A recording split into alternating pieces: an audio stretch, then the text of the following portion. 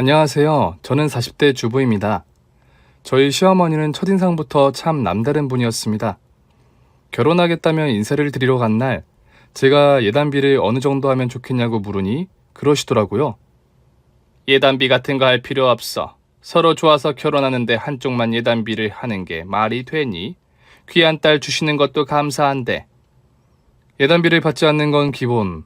결혼 후에도 제가 맛있다고 하니까 김치며 밑반찬을 다 싸주시는데 제가 시댁을 진짜 잘 만났구나 싶더라고요.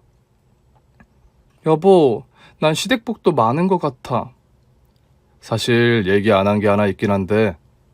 얘기 안 한 거? 그게 뭔데? 난 당신 집이 참 좋다고 칭찬을 했는데 갑자기 남편이 비밀을 털어놓더라고요. 우리 어머니 친엄마 아니셔. 거짓말, 진짜야? 나 중학교 때 아버지랑 재혼하셨어. 시어머니와 남편의 관계가 워낙 좋아서 전혀 눈치채지 못하고 있었어요. 그럼 친어머니는? 아파서 일찍 돌아가셨어. 이젠 얼굴도 기억이 잘 안 나네. 사진은 있을 거 아니야. 아버지가 치우셨다는데 찾아볼 생각은 안 했고. 어머, 꿈에도 몰랐어. 어머니가 워낙 잘해주셔서 덕분에 엄마의 빈자리가 빨리 채워졌지. 고마운 분이네. 시어머니가 남편을 낳아주신 분이 아니라는 걸 알게 됐지만 달라질 건 없었습니다. 저는 그 사실에 대해 함구했고 저와 시어머니는 좋은 고부지간의 표본처럼 화목하게 지냈습니다. 그러다 몇 년 뒤 시동생이 결혼하겠다며 동서감을 데리고 왔어요. 그냥 평범해 보이는 여자였는데 시어머니는 동서를 정말 마음에 들어 하시더라고요. 네 동서 어땠어? 시동생과 예비 동서가 돌아간 뒤 시어머니가 상기된 얼굴로 물으시기에 솔직하게 말했습니다. 뭐 평범하니 착해 보이던데요? 평범해? 순간 처음으로 시어머니의 표정이 굳는 것을 봤습니다. 외모가요. 평범한 게 좋은 거잖아요. 어머, 얘도 참. 넌 사람들이 너더러 예쁘다고 안 하고 평범하다고 하면 기분이 좋니? 그게 칭찬이야? 제가 꼭 칭찬해야 하는 거예요? 아니 그런 건 아니다만. 그 말을 끝으로 시어머니는 입을 꾹 다무셨고 저는 집에 와서 남편에게 이 사실을 말했습니다. 나만 예뻐하시던 분이 갑자기 예비 동서를 너무 좋아하시니까 질투 났던 것 같아. 어머니가 워낙에 사람을 좋아하시잖아. 처음 왔으니까 더 챙겨주신 거겠지. 그렇겠지? 그렇게 생각하고 넘어갔어요. 워낙 시어머니께서 저에게 잘해주시기도 했고 마찬가지로 동서에게도 잘해주시는 거려니 생각했죠. 시동생의 결혼식이 시작되자 시어머니는 입이 귀에 걸린 채 신랑과 신부에게서 눈을 떼지 못하시더라고요. 나중에는 얼마나 우시던지 우리 결혼 때도 저렇게 우셨나 궁금할 정도였죠. 여보, 우리 결혼할 때도 어머니가 저렇게 우셨었나? 울진 않으셨던 것 같은데. 아마 동생은 어릴 때부터 키우셔서 마음이 더 묘하셨을 거야. 어머니가 우리 집에 오셨을 때 저 녀석은 초등학생이었으니까. 근데 왜 두 분 사이에 아이는 또 안 낳으신 걸까? 아버지가 낳자고 하셨다는데 어머니가 싫다고 하셨대. 왜? 우리 둘만으로 충분하다고. 우리 두 형제 잘 키워서 좋은 엄마 될 거라면서. 저렇게 친자식 결혼처럼 눈물까지 흘리시는 걸 보니 정말 대단한 사랑이다 싶더라고요. 하긴 저렇게 사랑해 주셨으니 두 형제가 모두 친엄마처럼 어머니를 아끼나 보다 싶었죠. 얼마 후 동서가 들어온 뒤 첫 명절이 왔어요. 시댁에서 모두 모였고 남자들은 베란다 쪽에서 전을 부치기 시작했고 시어머니는 김치를 가져오겠다며 마당으로 나가셨습니다. 저는 부엌에서 일하다가 문득 옆에 동서가 없다는 것을 깨달았습니다. 거실로 나가보니 동서가 멀뚱멀뚱 앉아서 TV를 보고 있더라고요.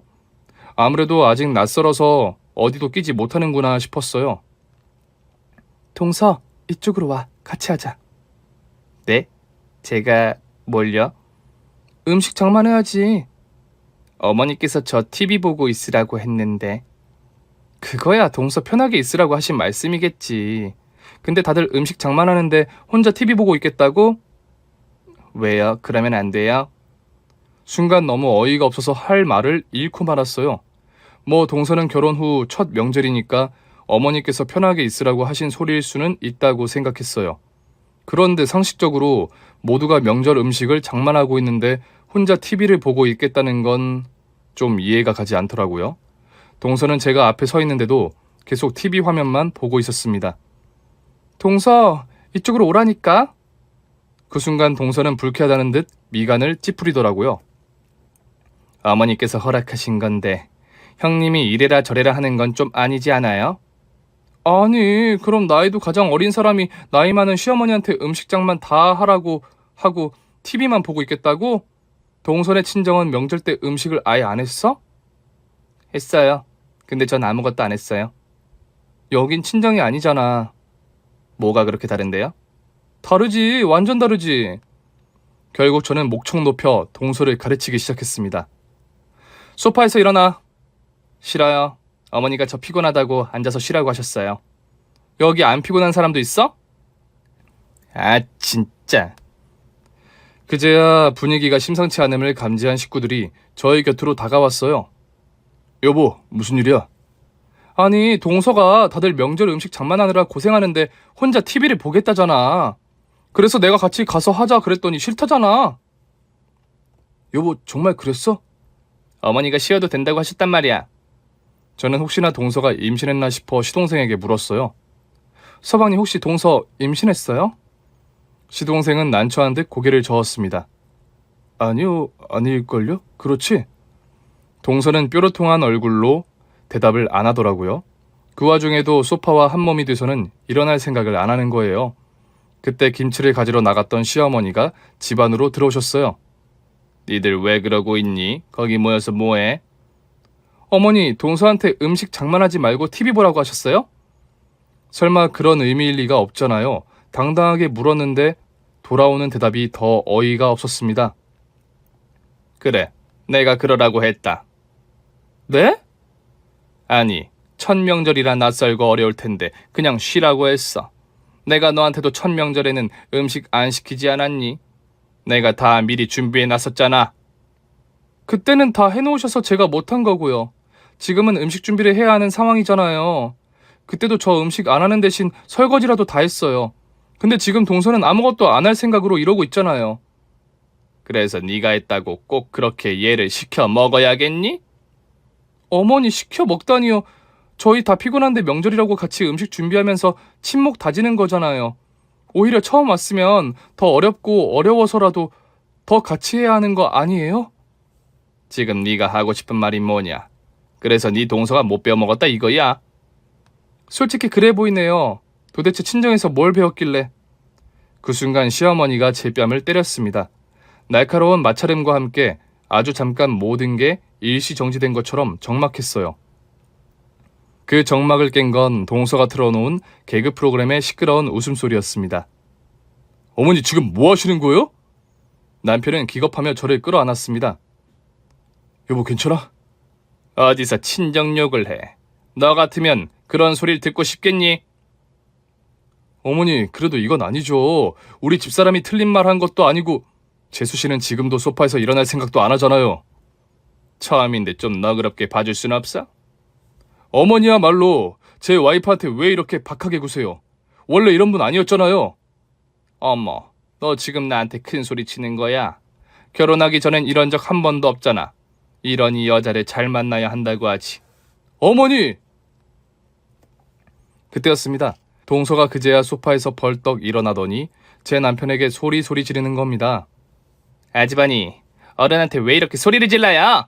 어머니가 형님 편 안 들고 제 편 든 게 이렇게까지 화를 낼 일이에요? 어머니가 누구 편을 들어서 이러는 게 아니잖아요. 아니, 아랫사람이 잘못하면 뺨도 때릴 수 있는 거지. 그게 키워주신 어머니한테 눈에 쌍심지 켜고 달려들 일이냐고요? 동서가 남편에게 바락바락 덤비는 모습을 보는데 그렇게 따지면 동서도 제 아랫사람이잖아요. 진짜 뺨 한 대 갈겨서 저 입을 다물게 할까 싶더라고요. 두 사람 다 그만해.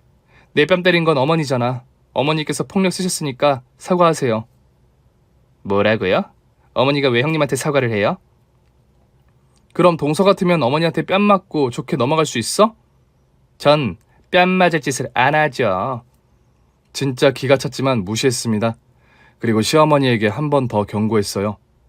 저한테 사과하세요. 그러나 끝내 시어머니는 저한테 사과는커녕 미안한 기색조차 없으셨습니다. 이제 더는 얼굴 볼 일 없을 겁니다. 결국 남편은 시댁의 절연을 선언했고 저는 남편의 손에 이끌려 집으로 돌아왔습니다. 집에 돌아와서도 속에 천불이 나서 남편의 품에 안겨 한참이나 울었어요.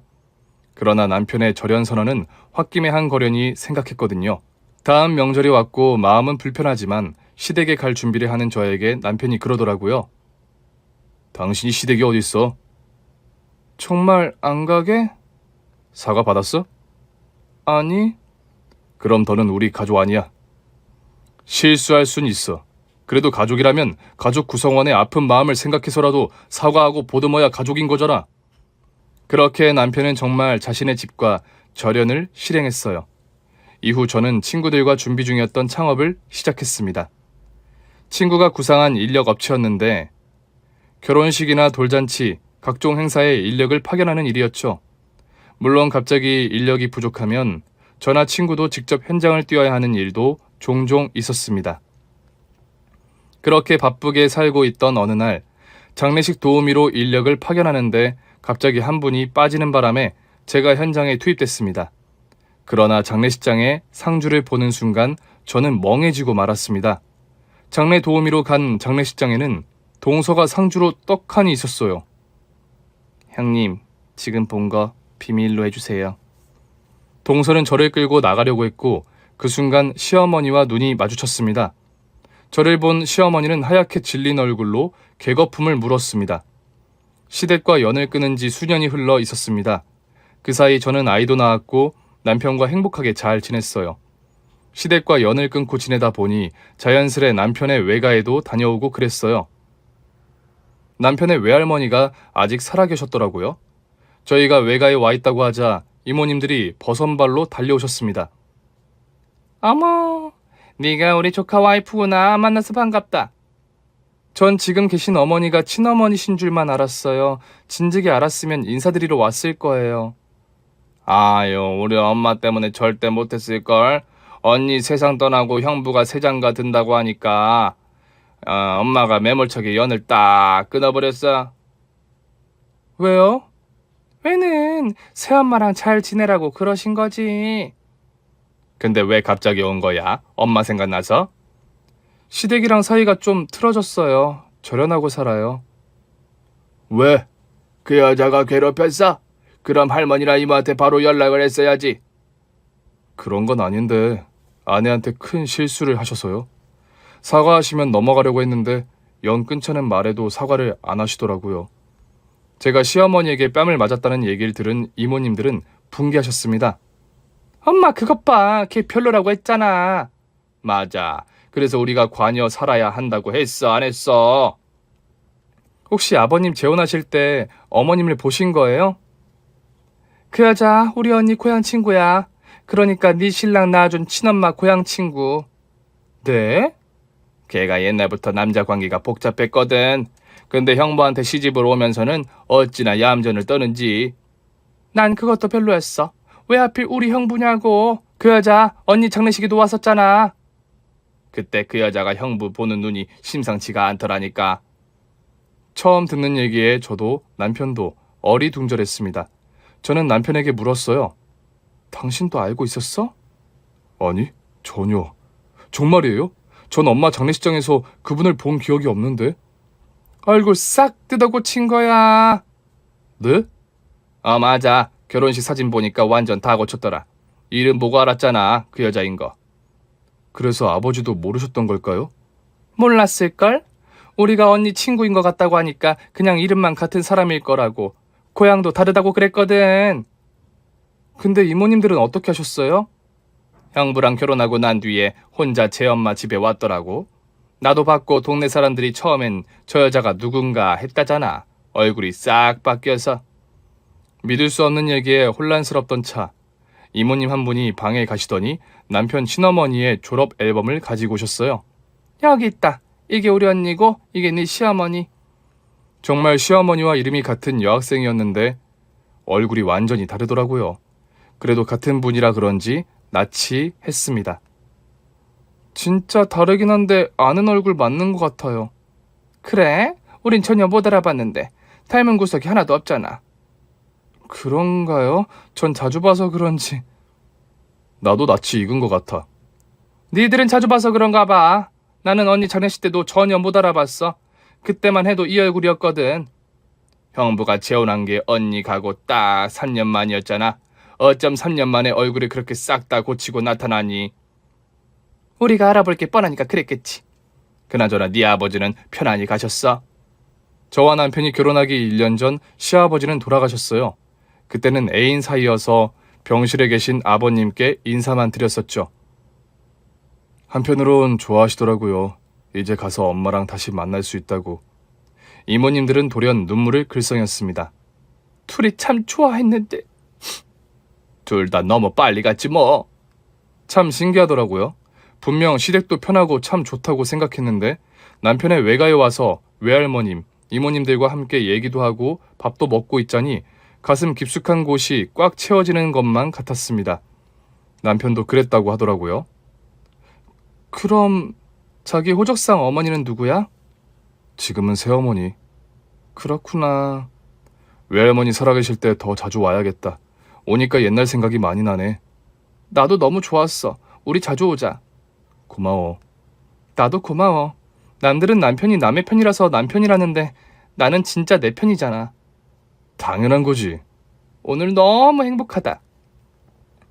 그렇게 우리 부부는 점점 더 시댁을 잊어갔어요. 명절에도 남편의 외가로 가니 반겨주시는 분들도 많고 좋더라고요. 물론 남편의 외가 식구들은 시동생의 안부도 무척 궁금해했어요. 그때마다 고민이 좀 되긴 하더라고요. 시어머니나 동서와는 상종도 하고 싶지 않지만 시동생은 엄연히 남편의 친동생이었으니까요. 그러다 어느 날 인력으로 투입될 예정이었던 베테랑 아주머니가 펑크를 냈어요. 한 번도 그러시지 않던 분이 갑자기 몸이 너무 아파서 병원에 가셨다는 거예요. 군말 없이 병원비도 좀 드리고 장례식장으로 향했습니다. 사실 저는 다른 인력보다 조금 늦었어요. 갑자기 투입된 거기도 하고 다른 분들은 이미 먼저 가서 장례 준비를 돕고 있었죠. 허겁지겁 장례식장에 도착했는데 상주복을 입은 여성과 딱 마주친 거예요. 그 순간 너무 놀랐습니다. 동서? 평소랑 다르게 몰골이 너무 초췌해서 처음엔 못 알아봤습니다. 동서가 왜 상복을... 그럼 혹시... 알고 보니 그곳은 동서 친정어머니의 장례식장이었습니다. 그런데 저를 본 동서가 너무 당황하더라고요. 형님, 지금 본 거 비밀로 해주세요. 무슨 소리야? 왜 친정어머니 장례를 비밀로 해? 동서는 막무가내로 저를 끌고 밖으로 나가려 했습니다. 동서, 지금 뭔가 오해하는 것 같은데 나 조문 온 게 아니라 일하러 온 거야. 네? 내가 인력 사업을 하거든. 오늘 인력이 펑크 나서 내가 현장 나온 거라고. 동서가 당황한 얼굴로 주저하는 사이 귀에 익은 목소리가 들렸습니다. 무슨 일이야? 장례식장 안에 있던 시어머니가 얼굴을 내미시더라고요. 어머니, 안녕하셨어요. 그래. 너도 왔구나. 그러면서 동서를 보시는 거예요. 동서 친정어머니의 장례식이니까 시어머니도 조문을 오신 거려니 생각하던 그때였습니다. 그런데 시어머니 옷차림이 이상하더라고요. 어머니, 근데 왜 상주복을 입고 계세요? 순간 혼란스러웠습니다. 아무리 가족처럼 지내도 시어머니가 동서 친정어머니의 상주가 될 순 없었습니다. 제 질문에 동서와 시어머니의 얼굴이 동시에 새하얘지더라고요. 그때였습니다. 상주복을 입은 한 남자분이 시어머니를 보며 말했어요. 누나, 이쪽으로 좀 와봐. 손님 오셨어. 시어머니는 주랭랑 치듯 그쪽으로 향했고 또다시 저와 동서만이 어색하게 남았습니다. 저 남자분은 누구야? 결혼식 뵌 친정 아버님 같진 않은데? 외삼촌이요. 잠깐만, 외삼촌이 왜 어머니한테 누나라고... 동선의 친정이랑 어머니가 이렇게까지 친했었나? 그때였습니다. 동서가 제 앞에 무릎을 꿇고 앉았어요. 형님, 제발 비밀로 해주세요. 저 오늘 도우미 부른 거 배로 낼게요. 그러니까 오늘 일은 다 못 본 거로 해주세요. 동서가 말을 알아듣게 해. 대체 뭘 못 본 거로 해달라는 거야? 어머니가 상주 옷 입고 있는 거? 아님 동서 친정 어머니가 돌아가신 거 그 자체를 말하는 거야? 저희가 다 잘못했어요. 그러니까 아주버니랑 저희 신랑한테는 비밀로 좀 해주세요. 답답한 마음에 저도 모르게 한숨이 나왔습니다. 어느새 조문객의 시선이 모두 저와 동서를 향해 있더라고요. 그 모습을 본 시어머니는 결심한 듯 다시 저에게 왔고 동서의 옆에 똑같이 무릎을 꿇고 앉으셨습니다. 우리 딸은 아무 잘못도 없어. 다 내가 꾸민 거야. 어머니 방금 뭐라고 하셨어요? 우리 딸이라니요? 시어머니는 동서의 손을 꼭 잡더니 말했습니다. 얘가 내 친딸이야. 제발 모른 척 해주세요. 네. 어떻게 동서가 어머니 친딸일 수 있어요? 지금 동서 친정어머니 장례 아니에요? 시어머니가 친엄마라는데 왜 상복을 입고 있는 건지 전혀 이해가 가지 않더라고요. 얘 호적상 엄마가 내 여동생이야. 네? 내가 여동생 호적에 얘를 올렸어. 그러니까 왜요? 왜 그러신 건데요? 난 아직 처녀였고 내 여동생은 먼저 결혼을 했었거든. 호적에만 올려달라고 했고 키우는 건 내가 키웠어. 그럼 나중에라도 호적을 옮겼으면 됐잖아요. 그러려고도 했지. 근데 난 내 호적 말고 좋은 아빠 만들어서 제대로 된 호적을 만들어주고 싶었어. 그러다 네 시아버지가 사별을 했다는 소문을 들은 거야. 확인해보려고 부랴부랴 장례식장에 갔더니 진짜로 와이프가 죽었더라고. 솔직히 그 전까지 여러 남자도 만나봤는데 성에 차는 사람이 없었거든.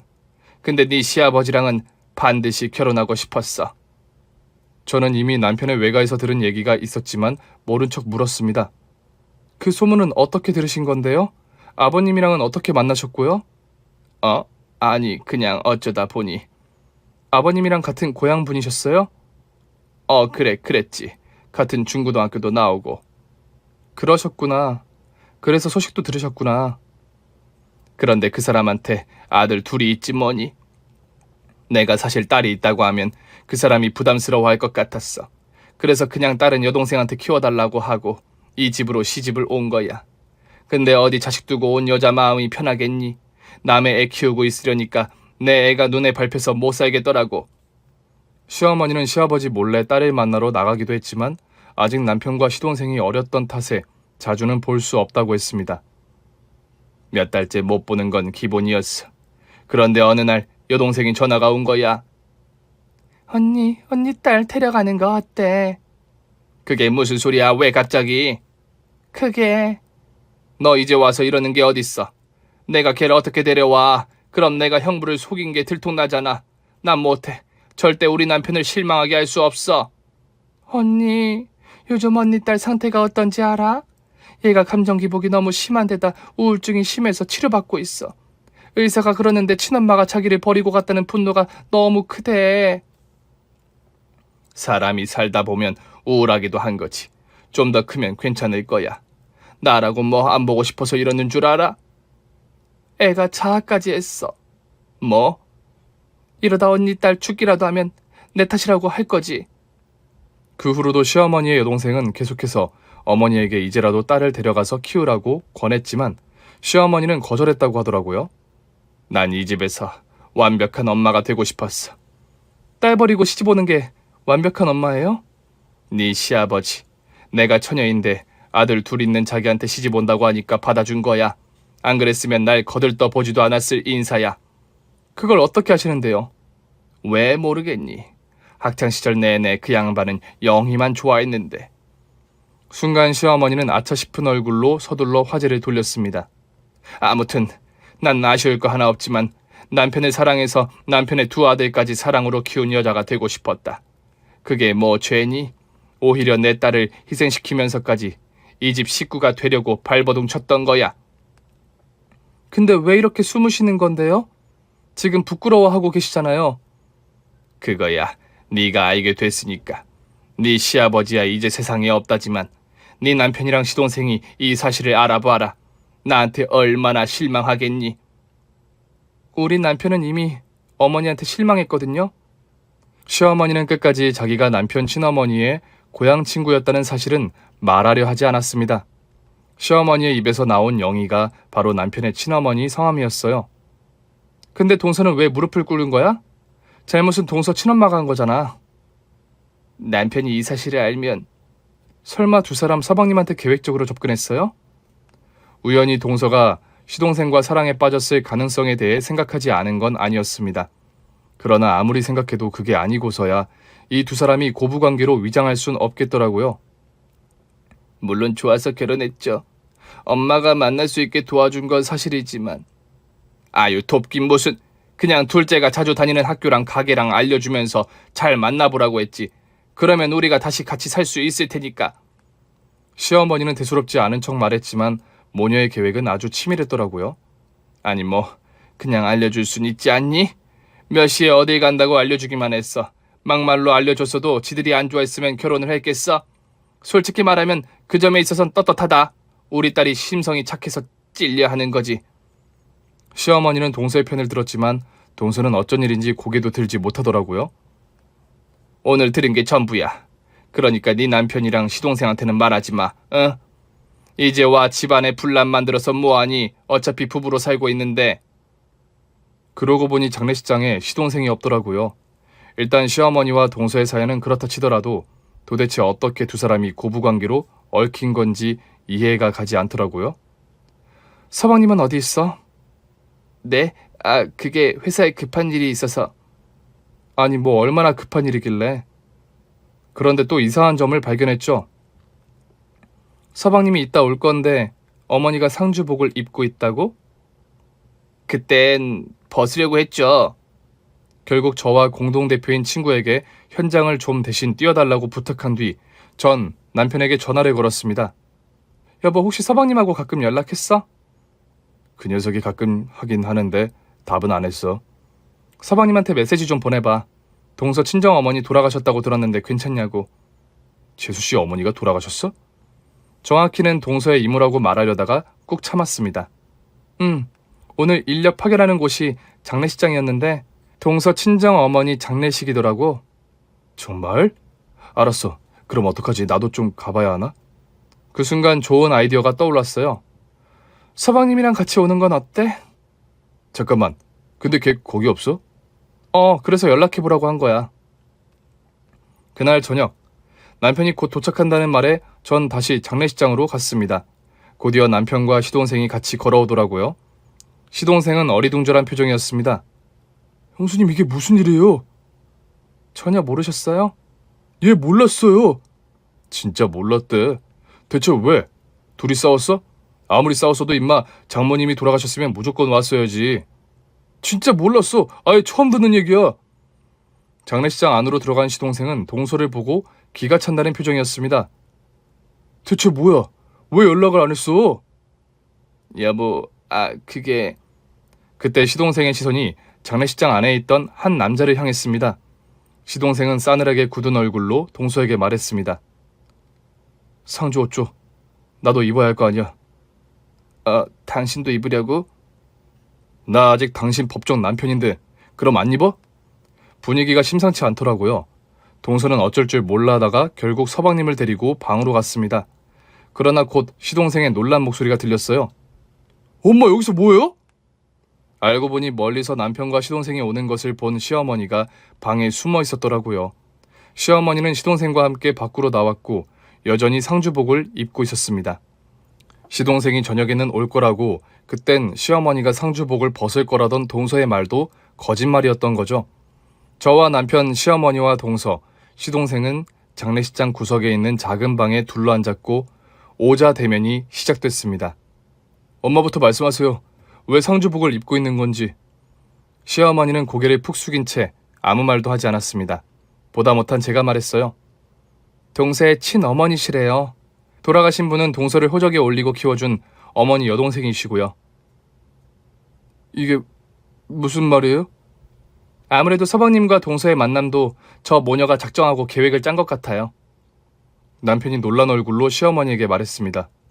아니, 왜 숨기셨어요? 애초에 결혼할 때 데리고 오셨으면 됐잖아요. 시어머니는 한숨만 내쉴 뿐이었습니다. 아버님을 속인 걸 들키고 싶지 않으셨나 봐. 들키기는 싫고 딸이랑은 같이 살고 싶으니까 서방님을 이용해서 가족이 된 것 같아. 맞지? 저는 동서를 보며 물었고 동서는 고개를 끄덕였습니다. 하지만 여보, 당신을 사랑하지 않은 건 아니야. 사랑하지 않았다면 결혼한다고도 안 했을 거야. 시동생은 큰 충격을 받은 듯 했습니다. 그래서 그렇게 결혼을 서두른 거야? 날 사랑해서가 아니라 친엄마랑 살고 싶었어? 사랑했다고 했잖아. 내 말은 안 믿고 지금 형님 말만 믿는 거야? 그러자 서방님은 손가락으로 한 사람을 가리켰습니다. 저희는 일제히 서방님의 손가락 끝이 가리키는 곳을 보았고 그곳엔 상주복을 입은 젊은 남자가 서서 우리를 보고 있었습니다. 우리와 눈이 마주치자 남자는 황급히 시선을 돌리더라고요. 서방님, 저 사람이 누군데요? 동서 누구야? 친척이야? 시동생은 고개를 저었습니다. 상간남이요. 시동생의 말에 동서는 귀까지 빨개진 채 당황하더라고요. 여보, 당신이 그걸 어떻게... 날 사랑했다고? 저 남자 당신이랑 대학 때부터 CC로 유명했던데? 여보, 그게... 어쩐지 이상하다 했어. 둘이 아주 죽고 못산거로 유명하던데 왜 굳이 나랑 결혼했을까?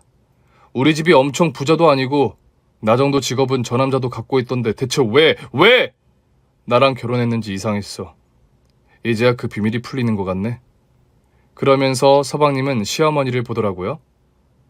어머니도 이상했어요. 제가 이 사람이랑 결혼한 뒤로는 저보다도 이 사람만 챙기셨죠. 제가 조금만 섭섭하게 해도 마치 이 사람 친정 엄마라도 되는 것처럼 저한테 잔소리하시고 다시는 안 그러겠다고 각서까지 쓰라고 하셨잖아요. 존말이야? 형 나가고 난 뒤로는 더 난리도 아니었어. 거의 둘이 한 팀이 돼서는 나 하나 못 잡아먹어서 안달인 것처럼 굴더라고. 하루는 출장 갔다가 집에 돌아왔는데 우리 집에 다른 사람이 사는 거야. 대체 무슨 일인가 이 사람한테 전화해보니 그새 합가를 했다는 거야. 왜 나한테 말도 안 하고 결정했냐고 물으니까 어차피 내 본가인데 당신은 좋은 거 아니냐고 하더라고. 저희 부부가 시댁과 절연한 뒤 시동생도 두 모녀로 인해 편하지 않은 나날을 보냈더라고요. 시동생은 동서의 상간남을 보면서 말했습니다. 합가를 한 뒤로 집사람이 영 이상했어. 사실 합가 전만 해도 이세 만들 준비하고 있었거든? 근데 합가 후로 일을 하는 것도 아닌데 내가 잠들 때까지 들어오지 않는 날이 일주일에 3일은 기본이더라고. 도대체 어딜 그렇게 다니느냐, 이세 준비하기로 하지 않았느냐 물으니까 자기도 노력 중이라는 거야. 다만 이제 엄마랑 같이 사니까 엄마가 내 저녁은 알아서 차려주신다고 마음껏 놀려 다니라고 했다는 거지. 이게 어딜 봐서 시어머니랑 며느리의 관계냐고. 오히려 내가 처가에 얹혀 사는 기분이 들더라니까? 근데 그게 다 두 사람이 진짜 모녀였더니 진짜 어이가 없네. 시동생은 시어머니를 보며 말했어요. 이혼해줄 테니까 소원대로 모녀끼리 사시면 되겠네요. 뭐 이혼? 네가 감히 우리 딸 호적에 빨간 줄을 남기겠다 이거야? 저는 듣다 못해 덧붙였어요. 어머니, 요즘 세상에 그런 게 어딨어요. 어머님은 끝까지 자기 친딸만 생각하시네요. 그럼 이 상황에서 이혼을 안 할 남자가 어딨어요? 그냥 예정 때문에 만났다더라. 죽은 애 이모하고도 잘 알던 사이라 장례식장에 오고 싶다기에 오라고 했어. 그래서 나한테 연락도 안 한 거지? 저 상간남 부르려고. 아무리 그래도 그렇지 상간남이 상주복은 또 왜 입고 있는 건데요? 도무지 말의 앞뒤가 맞지 않는 모녀였습니다.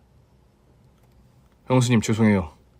이 사람이랑 처음 결혼하고 형수님이 엄마한테 뺨 맞은 날, 그날도 제가 엄마한테 사과하라고 그렇게 말을 했는데도 끝까지 안 하시더라고요. 제 생각엔 일부러 안 한 것 같아요. 그렇게 형이랑 형수까지 우리 집에서 내쫓고 하나 남은 내 피만 말리면서 둘만의 낙원을 만들려고 한 것 같아요. 저도 그제야 수년 전에 그 일이 이해가 되더라고요. 서방님의 결혼식장에서 시어머니가 그토록 울었던 이유도 결국 자기 딸 때문이었던 거죠. 그날 동서를 마주하고 나서야 이모님들이 보여주신 시어머니의 졸업사진이 누구를 닮았는지 확신할 수 있었습니다. 진짜 모녀가 똑같이 생겼네요? 나랑 엄마가 닮았다고요? 어딜 봐서 닮아요? 하나도 안 닮았구만. 물론 지금의 얼굴로 보면 두 사람은 전혀 닮은 사람 같지 않았습니다. 저는 휴대폰으로 찍어온 시어머니의 졸업사진을 모두에게 보여주었습니다. 사진을 본 시어머니가 기함하며 제 휴대폰을 뺏으려고 했어요. 이리 내! 당장 이리 못해? 어머니가 맞긴 한가 보네요. 너 그거 어디서 났어? 저희 외가에서 났어요. 잠깐만, 이게 엄마라고요? 얼굴이 너무 다른데? 성형을 하신 것 같아요. 너 진짜 그 입 안 닥치니? 내가 성형을 하든 말든 네가 뭔데 내 프라이버시를 까는 건데? 이모님들 뵙고 왔는데 어머니를 아시더라고요. 시어머니는 겁에 질린 얼굴로 저와 남편의 앞에 무릎을 꿇었습니다. 알겠어. 내가 다 잘못했다. 그러니까 나 좀 용서해줘. 그리고 니들이 무슨 소리를 들었는지는 모르겠다만 다 모함이야. 무슨 소리를 들은 줄 알고 모함이라고 하시는 거예요? 글쎄, 다 모함이래도. 이건 또 무슨 소리예요? 형수 형, 말해주세요. 전 알아야 하잖아요. 어머님이 서방님 친어머니의 고향 친구였더라고요. 심지어는 같은 중학교, 고등학교까지 나온 동문이요. 네? 아버님을 오래 짝사랑하신 모양이에요. 야, 너 그 입 안 닥쳐? 시어머니의 목소리가 방을 뚫고 나갈 기세였습니다. 이 얘기를 해야 어머니와 동서가 저지른 이 엽기적인 행각의 퍼즐이 맞춰지죠. 그 사람은 내가 먼저 좋아했어.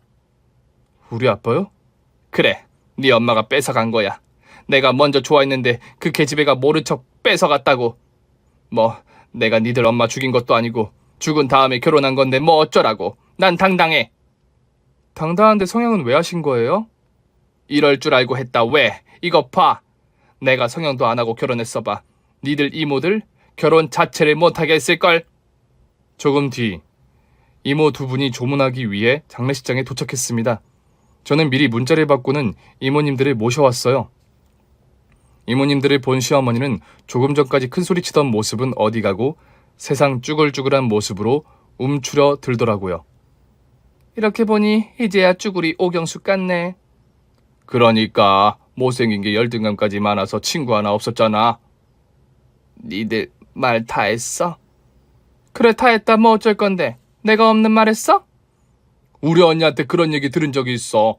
형부는 늘 일편단심 언니만 좋아했는데 형부를 좋아하는 애가 늘 몰래 편지를 써서 형부 책상 서랍에 놓고 갔다고. 그거 너 맞지?